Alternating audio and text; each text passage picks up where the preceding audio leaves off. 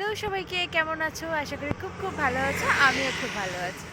আজকে একটা ব্লগ নিয়ে চলে এসেছি। এখন হচ্ছে আমি গাজলের রাস্তাতে আছি, মানে গাজলে ঢুকে গেছি।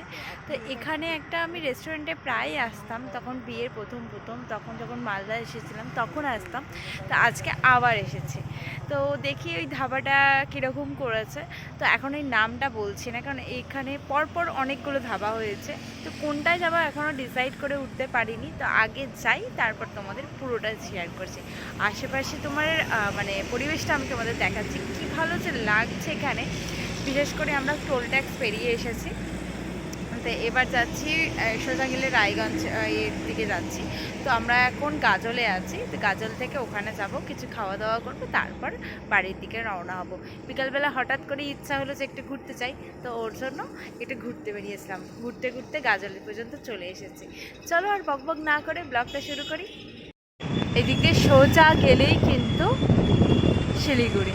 তা আমরা বেঁকে যাব, আর যাব না, গিয়ে সোজা যাব ওই রেস্টুরেন্টে, এই রেস্টুরেন্ট না, ধাবাতে।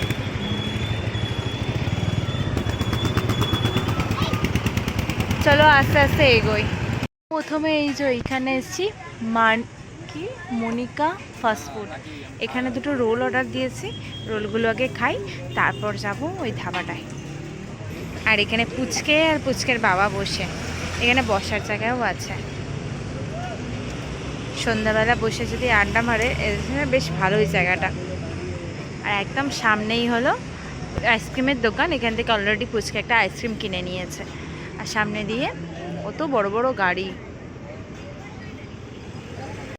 এই হলো বনফুল ধাবা, একদম বাইপাসের অপোজিটে। উপর দিয়ে মানে সমস্ত গাড়ি যাচ্ছে, আর এই যে নিচে দিয়ে আসলেই বনফুল ধাবা। এই ধাবাটা আমি অনেক আগেও এসেছি, যখন আমার বিয়ের প্রথম প্রথম আমি যখন মালদাতে এসেছিলাম তখন এসেছিলাম। আবার 4 বছর পর এলাম। তো এটা পুরোপুরি পাল্টে গেছে। তখন এত ছিল না, বাইরেও বসার জায়গা, যেরকম ধাবা হয় সেরকম বসার জায়গা মাচা মতো করা ছিল। এখন তো শুধু বাইরেটাই এরকমভাবে করা আছে, বাইরেটা আলাদা রকম ছিল। এখন বেশ সাজানো গোছানো অন্য ধরনের সমস্ত কিছু করেছে, বেশ ভালো লাগছে। অনেক দিন পর পুরোনো জায়গায় এসেছি, তো বেশ ভালোই লাগছে। এখানটা স্ন্যাক্সের করেছে সমস্ত কিছু। এখানে চা, কফি, কোল্ড ড্রিঙ্কস সমস্ত কিছু পাওয়া যায়। এমনকি রাতের জন্য ডিনার, বিরিয়ানি সমস্ত কিছু এখন দেখছি পাওয়া যায়। সুন্দর সুন্দর বসার জায়গা করেছে, এখানটা পুরো কাঠের করে দিয়েছে। আগে হলো প্লাস্টিকের চেয়ার এগুলো ছিল। আর এখানে জল, কোল্ড ড্রিঙ্কস সমস্ত কিছু করেছে। আর ওই দিকটা কী করেছে আমি জানি না, হতে পারে ওই দিকটা বসার জায়গা বা খাওয়ার জায়গা কী করেছে আমি জানি না। দাঁড়ান ওই দিকটা একটু ঘুরে আসি, তারপর বুঝতে পারবো। ও বাবা, এখানে আবার এসির জন্য ভিতরে এসি করা আছে, যারা এসিতে বসবে তাদের জন্য করা আছে। আর এই দিকটা মনে হয় ভিতরে উপরে মনে হয় হোটেল করেছে, জানি না কী করেছে। আর এখানটা ওয়াশরুম। আগে এই জায়গাটাই যে এখানটা এসি করেছে, এই জায়গাটা ওয়াশরুম ছিল। এখন ভিতরটা কি চকচকে সুন্দর বানিয়েছে,